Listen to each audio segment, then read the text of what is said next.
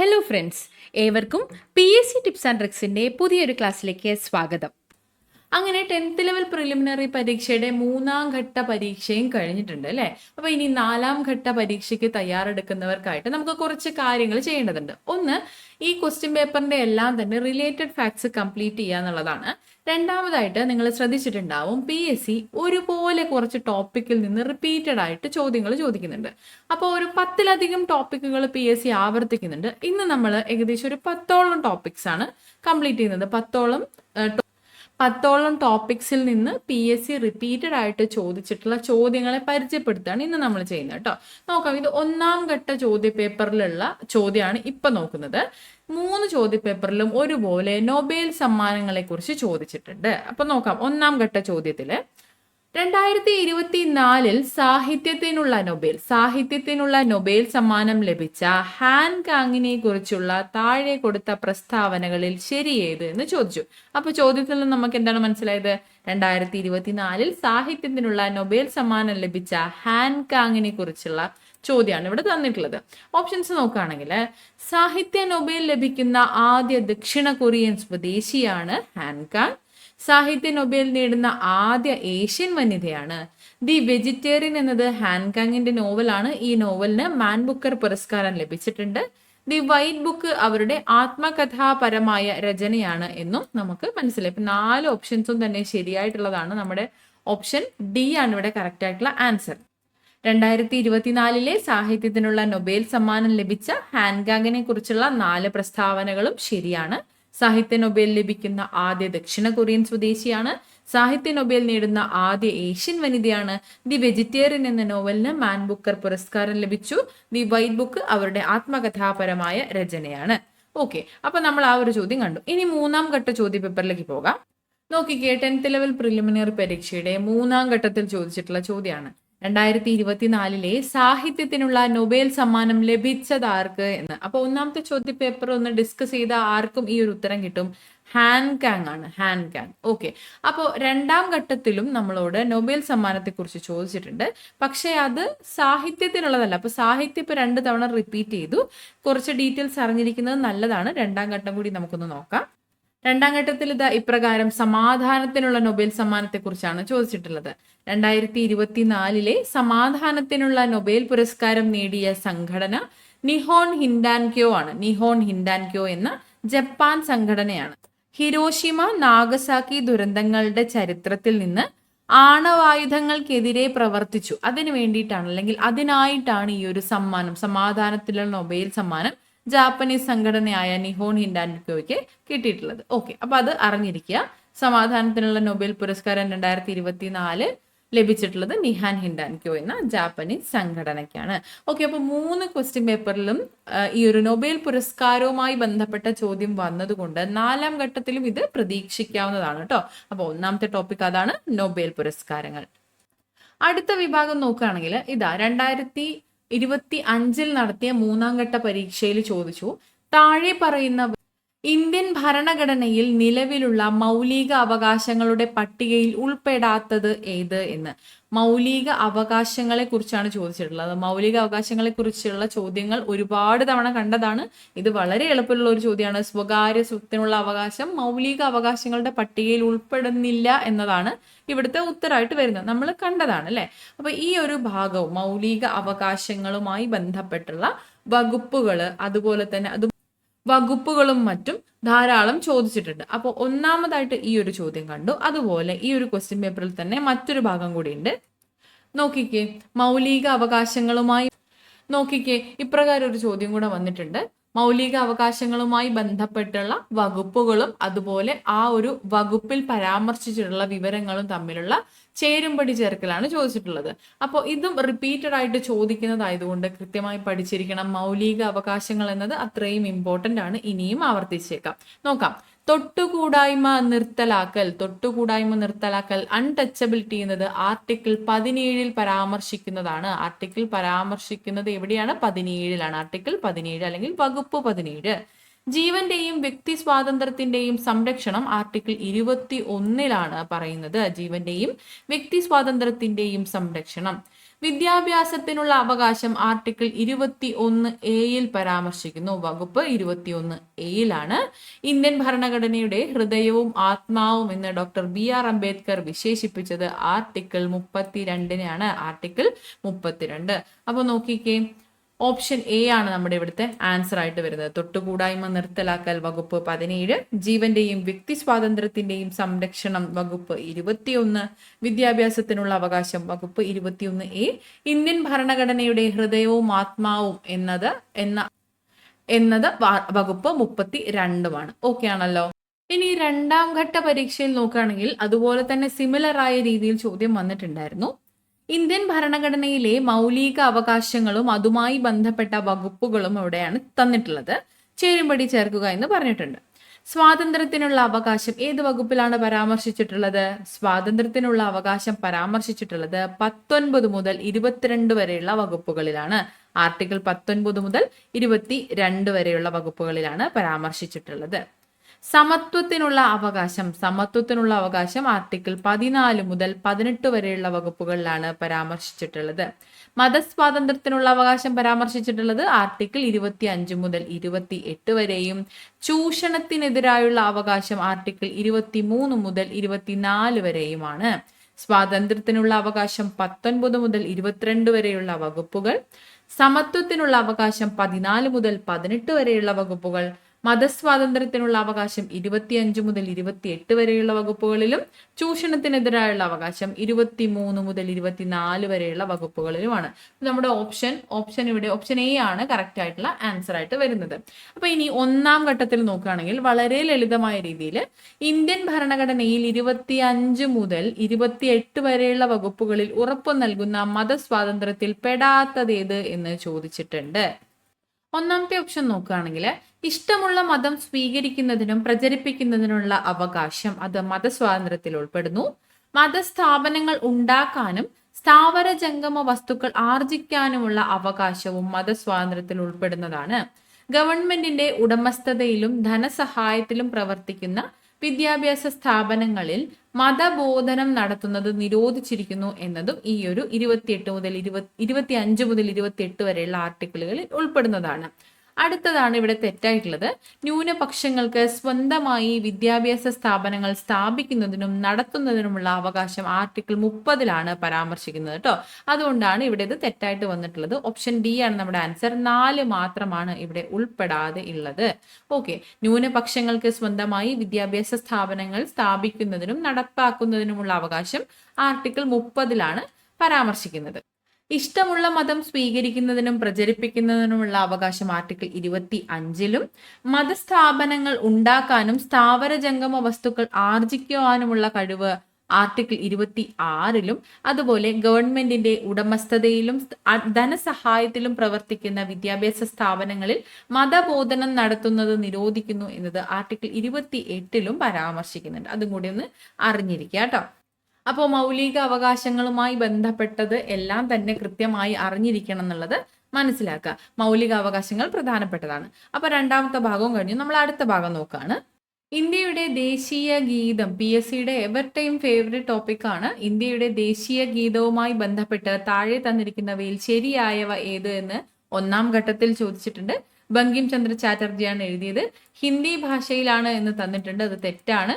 വന്ദേമാതരം ബംഗാളി ഭാഷയിലാണ് രചിക്കപ്പെട്ടിട്ടുള്ളത്. അപ്പൊ അതുകൊണ്ടാണ് രണ്ടാമത്തെ സ്റ്റേറ്റ്മെന്റ് തെറ്റിയത്. ദേശീയ ഗാനത്തിനൊപ്പം തുല്യ പദവിയാണ് ദേശീയ ഗീതത്തിനുള്ളത്. ശരിയായിട്ടുള്ള പ്രസ്താവനയാണ് തന്നിട്ടുള്ളത്. 1ഉം 3ഉമാണ് ശരി. തന്നിട്ടുള്ളവയിൽ ശരിയായതാണ് ചോദിച്ചിട്ടുള്ളത്. ഓപ്ഷൻ D ആണ് നമ്മുടെ ആൻസർ. അപ്പോൾ ബംഗാളി ഭാഷയിലാണ് എന്നത് ഇവിടെ തിരുത്തി ഒന്ന് പഠിച്ചേക്കുക. സ്റ്റേറ്റ്മെന്റ് തെറ്റായിട്ടാണ് തന്നിട്ടുള്ളത്. അടുത്ത ക്വസ്റ്റ്യൻ പേപ്പർ നോക്കുകയാണെങ്കിൽ ഇന്ത്യയുടെ ദേശീയ ഗീതമായ വന്ദേ മാതരം ഏത് കൃതിയിൽ നിന്ന് എടുത്തിട്ടുള്ളതാണെന്ന് എളുപ്പമായിട്ട് ചോദിച്ചിട്ടുണ്ട്. ആനന്ദമഠം എന്ന കൃതിയിൽ നിന്നാണ് ദേശീയ ഗീതമായ വന്ദേ മാതരം എടുത്തിട്ടുള്ളത്. ഓക്കെ, അപ്പോൾ ഇന്ന് നടന്ന തേർഡ് ഫേസിന്റെ ക്വസ്റ്റ്യനും കൂടി നോക്കാം. തേർഡ് ഫേസിൽ കുറച്ചുകൂടെ വളരെ എളുപ്പമായിട്ടാണ് ചോദിച്ചിട്ടുള്ളത്. ഇന്ത്യയുടെ ദേശീയ ഗീതം രചിച്ചതാര് എന്ന്. ദേശീയ ഗീതം രചിച്ചതാരാണ്? ബങ്കിം ചന്ദ്ര ചാറ്റർജിയാണ്. അപ്പൊ അടുത്ത ഫേസിൽ നമുക്ക് ദേശീയ ഗീതവുമായി ബന്ധപ്പെട്ട ഒരു ചോദ്യം ഉറപ്പായിട്ടും പ്രതീക്ഷിക്കാവുന്നതാണ്. തയ്യാറെടുത്തിട്ട് തന്നെ 4ാം ഘട്ടത്തിന് പോവാട്ടോ. അടുത്ത ഭാഗം മനുഷ്യാവകാശ കമ്മീഷനാണ്. മനുഷ്യാവകാശ കമ്മീഷനുമായി ബന്ധപ്പെട്ട ചോദ്യങ്ങൾ 3 ഫേസിലും ചോദിച്ചിട്ടുണ്ട്. നോക്കാം. ദേശീയ മനുഷ്യാവകാശ കമ്മീഷനെ കുറിച്ച് ശരിയായവ ഏത്? 1993 protection of human rights act പ്രകാരമാണ് നിലവിൽ വന്നത്. ശരിയായിട്ടുള്ള പ്രസ്താവനയാണ്. ആദ്യ ചെയർമാൻ ജസ്റ്റിസ് രംഗനാഥ മിശ്രയായിരുന്നു. അതും ശരിയായിട്ടുള്ള പ്രസ്താവനയാണ്. 1993 ഒക്ടോബർ 10 ഡിസംബർ 10 ഒക്ടോബർ 10 ഈ ഒരു കമ്മീഷൻ നിലവിൽ വന്നത്. ആദ്യ കമ്മീഷൻ നിലവിൽ വന്നു. അപ്പൊ മൂന്നാമത്തെ സ്റ്റേറ്റ്മെന്റ് ഇവിടെ തെറ്റായിട്ടാണ് തന്നിട്ടുള്ളത്. കറക്റ്റ് ആക്കി പഠിക്കുക കേട്ടോ. ചെയർമാന്റെ കാലാവധി 3 വർഷം അല്ലെങ്കിൽ 70 വയസ്സാണ് എന്ന് തന്നിട്ടുണ്ട്. ശരിയായിട്ടുള്ള പ്രസ്താവനയാണ്. ഇവിടെ നമ്മളോട് ശരിയായവ ചോദിച്ചിട്ടുണ്ട്. 1, 2, 4 എന്നിവയാണ് ശരി. ഓപ്ഷൻ ബി ആണ് നമ്മുടെ ആൻസർ. അടുത്ത ചോദ്യപേപ്പർ നോക്കുമ്പോൾ നോക്കിക്കേ. ദേശീയ മനുഷ്യാവകാശ കമ്മീഷൻ ചെയർമാനെ നിയമിക്കുന്നത് ആരാണ്? രാഷ്ട്രപതിയാണ് കേട്ടോ. രാഷ്ട്രപതി. തേർഡ് ഫേസിലെ ക്വസ്റ്റ്യൻ നോക്കുമ്പോൾ താഴെ പറയുന്നവയിൽ ദേശീയ മനുഷ്യാവകാശ കമ്മീഷനുമായി ബന്ധപ്പെട്ട ശരിയായ പ്രസ്താവന അല്ലെങ്കിൽ പ്രസ്താവനകൾ ഏത്? ഓൾറെഡി തന്നിട്ടുള്ള സ്റ്റേറ്റ്മെന്റ് ആണ്. 1993 protection of human rights act അനുസരിച്ചാണ് ദേശീയ മനുഷ്യാവകാശ കമ്മീഷൻ നിലവിൽ വന്നത്. ശരിയായിട്ടുള്ള പ്രസ്താവനയാണ്. ദേശീയ മനുഷ്യാവകാശ കമ്മീഷന്റെ അധ്യക്ഷൻ കാലാവധി 3 വർഷമോ അല്ലെങ്കിൽ 65 വയസ്സോ എന്നാണ് തന്നിട്ടുള്ളത്. കഴിഞ്ഞ ചോദ്യപേപ്പറിൽ കൃത്യമായി തന്നിട്ടുണ്ട് 70 വയസ്സ് എന്ന്. അപ്പൊ രണ്ടാമത്തെ സ്റ്റേറ്റ്മെന്റ് തെറ്റാണ്. ദേശീയ മനുഷ്യാവകാശ കമ്മീഷന്റെ ആസ്ഥാനം ന്യൂഡൽഹിയാണ്. ശരിയായ സ്റ്റേറ്റ്മെന്റ് ആണ്. അപ്പോൾ 1ഉം 3ഉം ആണ് ശരിയായി തന്നിട്ടുള്ളത്. ശരിയായവയാണ് ചോദിച്ചിട്ടുള്ളത്. 1ഉം 3ഉം ആണ് ശരി. ഓപ്ഷൻ സി ആണ് നമ്മുടെ കറക്റ്റ് ആയിട്ടുള്ള answer. 1993 protection of human rights act അനുസരിച്ചാണ് ദേശീയ മനുഷ്യാവകാശ കമ്മീഷൻ നിലവിൽ വന്നത്. ദേശീയ മനുഷ്യാവകാശ കമ്മീഷൻ അധ്യക്ഷന്റെ കാലാവധി 3 വർഷമോ അല്ലെങ്കിൽ 70 വയസ്സ് തികയുന്നത് വരെയോ ഏതാണോ നേരത്തെ ഉള്ളത് അതായിരിക്കും. ഓക്കെ, കറക്റ്റ് ആക്കി പഠിക്കുക. ദേശീയ മനുഷ്യാവകാശ കമ്മീഷന്റെ ആസ്ഥാനം ന്യൂഡൽഹിയാണ്. ഓക്കെ, അപ്പോൾ അങ്ങനെ നമ്മൾ ഈ ഒരു ടോപ്പിക്കുമായി ബന്ധപ്പെട്ട 3 ചോദ്യങ്ങളും കണ്ടു. അപ്പോൾ മനുഷ്യാവകാശ കമ്മീഷൻ പ്രധാനപ്പെട്ടതാണെന്ന് ക്ലിയർ ആണല്ലോ. അടുത്തത് വാഗ്ബടാനന്ദനെ കുറിച്ചുള്ള ചോദ്യമാണ് അടുത്തത്. ശരിക്കും പറയുകയാണെങ്കിൽ 3ാം ഘട്ട ചോദ്യപേപ്പർ കുറച്ചും കൂടെ എളുപ്പമായിരുന്നു. അതിൽ നമുക്ക് 1ാം ഘട്ടത്തിൽ ചോദിച്ചതും 2ാം ഘട്ടത്തിൽ ചോദിച്ചതുമായ ചോദ്യങ്ങൾ റിപ്പീറ്റഡ് ആയിട്ട് ചോദ്യമായിട്ടും ഉത്തരമായിട്ടും ഒക്കെ ലഭിച്ചിട്ടുണ്ട്. ഈ ഒരു ചോദ്യം നോക്കൂ. ആത്മവിദ്യാസംഘം സ്ഥാപിച്ചതാര്? 1ാം ഘട്ടത്തിൽ ചോദിച്ചിട്ടുള്ളതാണ്. ആത്മവിദ്യാസംഘം സ്ഥാപിച്ചത് വാഗ്ബടാനന്ദനാണ്. വാഗ്ബടാനന്ദൻ. ഇത് 3ാം ഘട്ടത്തിൽ അതുപോലെ തന്നെ ചോദിച്ചിട്ടുണ്ട്. മറ്റൊരു രീതിയിലാണെന്നേ ഉള്ളൂ. സാമൂഹ്യ പരിഷ്കരണ പ്രസ്ഥാനമായ ആത്മവിദ്യാസംഘം സ്ഥാപിച്ചതാര്? അത് ഒന്ന് ആത്മവിദ്യാസംഘം സ്ഥാപിച്ചതാര് എന്ന് രണ്ടാമതും എടുത്തു ചോദിച്ചിട്ടുണ്ട്. അതുപോലെ തന്നെ ഉത്തരം വാഗ്ബടാനന്ദനാണ്. അപ്പോൾ നേരിട്ട് തന്നെ ചോദ്യം റിപ്പീറ്റ് ചെയ്തും വരുന്നുണ്ട്. 2ാം ഘട്ടത്തിൽ പക്ഷെ കുറച്ച് വിശദമായിട്ടാണ് ചോദിച്ചിട്ടുള്ളത്. വാഗ്ബടാനന്ദ ഗുരുവിനെ പറ്റിയുള്ള താഴെ പറയുന്ന പ്രസ്താവനകളിൽ ശരിയേത്? പ്രസ്താവനകൾ നോക്കാം. കണ്ണൂർ ജില്ലയിലെ പാട്യത്ത് ജനിച്ചു. ശരിയായിട്ടുള്ള പ്രസ്താവനയാണ്. 1906 തത്വപ്രകാശിക എന്ന വിദ്യാലയം സ്ഥാപിച്ചു. 1906 വാഗ്ബടാനന്ദ ഗുരു തത്വപ്രകാശിക എന്ന വിദ്യാലയം ആരംഭിച്ചു അല്ലെങ്കിൽ സ്ഥാപിച്ചു. ശരിയായിട്ടുള്ള പ്രസ്താവനയാണ്. 1914 ശിവയോഗി വിലാസം എന്ന മാസിക ആരംഭിച്ചു? വാഗ്ബടാനന്ദ ഗുരു ആരംഭിച്ചു. വാഗ്ബടാനന്ദ ഗുരു 1939 അന്തരിച്ചു. അപ്പൊ അതുകൊണ്ട് ഇവിടെ 4ാമത് തന്നിട്ടുള്ള സ്റ്റേറ്റ്മെന്റ് തെറ്റാണ്. 1947 ഗാന്ധിജിയുമായി കൂടിക്കാഴ്ച നടത്തിയെന്നാണ് തന്നിട്ടുള്ളത്. തെറ്റായിട്ടുള്ള പ്രസ്താവനയാണ്. ഇവിടെ നമ്മുടെ ഉത്തരം ശരിയായിട്ടുള്ളതാണ് ചോദിച്ചിട്ടുള്ളത്. 1, 2, 3 എന്നിവയാണ് ശരി. ഓപ്ഷൻ എ ആണ് നമ്മുടെ ആൻസർ ആയിട്ട് വരുന്നത്. വാഗ്ബടാനന്ദ ഗുരു കണ്ണൂർ ജില്ലയിലെ പാട്യത്ത് ജനിച്ചു. 1906 തത്വപ്രകാശിക എന്ന വിദ്യാലയം സ്ഥാപിച്ചു. 1914 ശിവയോഗി വിലാസം എന്ന മാസിക ആരംഭിച്ചു. ഇതും ഓർത്തിരിക്കുക കേട്ടോ.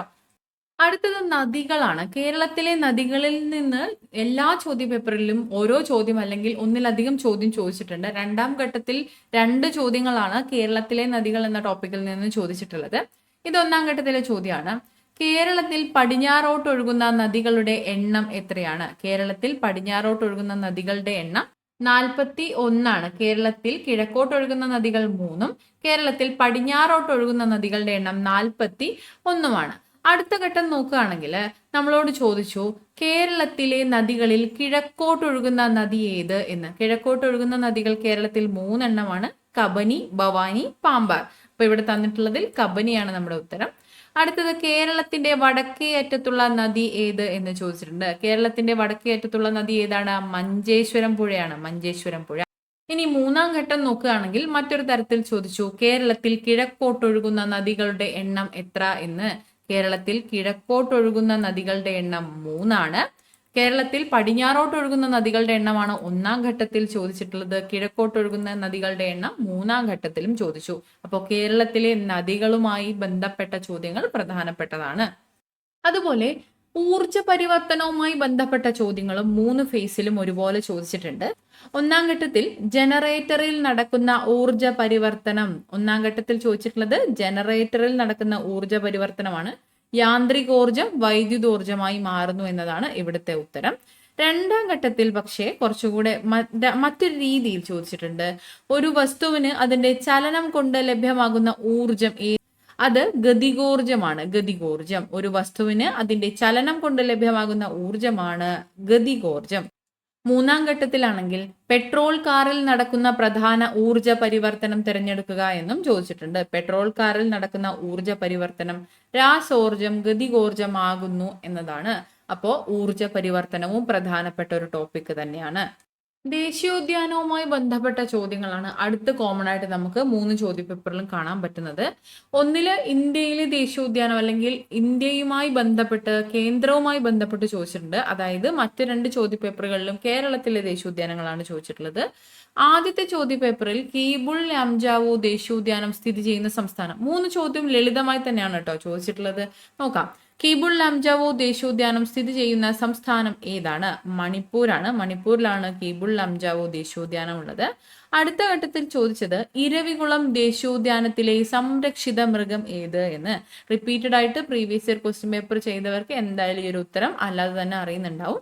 വരയാടാണ് ഇരവികുളം ദേശീയോദ്യാനത്തിലെ സംരക്ഷിത മൃഗം, വരയാട്. അപ്പോൾ ദേശീയോദ്യാനവുമായി ബന്ധപ്പെട്ട ചോദ്യം രണ്ടാം ഘട്ടത്തിലും ആവർത്തിച്ചു.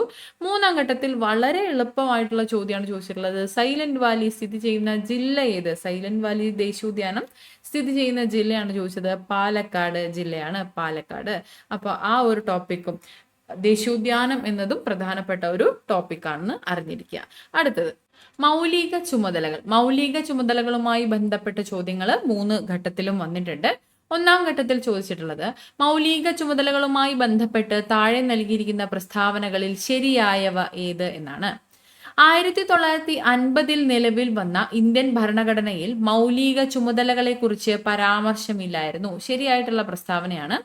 സർക്കാരിയ കമ്മീഷന്റെ ശുപാർശ പ്രകാരമാണ് മൗലിക ചുമതലകൾ കൂട്ടിച്ചേർക്കപ്പെട്ടത്. സർക്കാരിയ കമ്മീഷൻ അല്ല, സ്വരൺ സിംഗ് കമ്മീഷനാണ് കേട്ടോ. സ്വരൺ സിംഗ് കമ്മീഷന്റെ ശുപാർശ പ്രകാരമാണ് മൗലിക ചുമതലകൾ കൂട്ടിച്ചേർക്കപ്പെട്ടത്.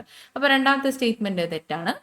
1976 42ാം ഭരണഘടനാ ഭേദഗതിയിലൂടെയാണ് പൗരന്മാർ അനുവർത്തിക്കേണ്ട 10 ചുമതലകൾ കൂട്ടിച്ചേർത്തത്. മൂന്നാമത്തെ സ്റ്റേറ്റ്മെന്റ് ശരിയാണ് കേട്ടോ.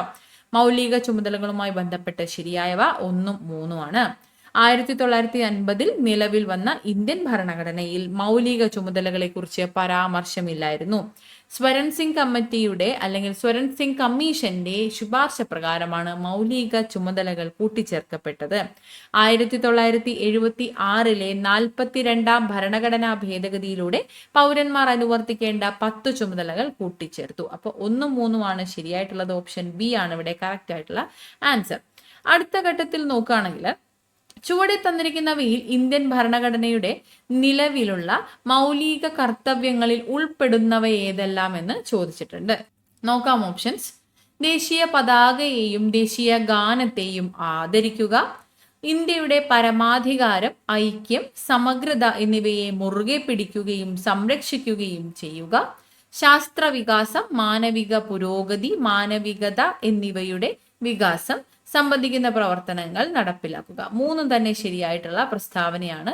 3ഉം തന്നെ മൗലിക കർത്തവ്യങ്ങളിൽ ഉൾപ്പെടുന്നു. അപ്പോൾ ഓപ്ഷൻ ഡി ഇവയെല്ലാം എന്നതാണ് ആൻസർ. ദേശീയ പതാകയെയും ദേശീയ ഗാനത്തെയും ആദരിക്കുക, ഇന്ത്യയുടെ പരമാധികാരം, ഐക്യം, സമഗ്രത എന്നിവയെ മുറുകെ പിടിക്കുകയും സംരക്ഷിക്കുകയും ചെയ്യുക, ശാസ്ത്രവികാസം, മാനവിക പുരോഗതി, മാനവികത എന്നിവയുടെ വികാസം സംബന്ധിക്കുന്ന പ്രവർത്തനങ്ങൾ നടപ്പിലാക്കുക.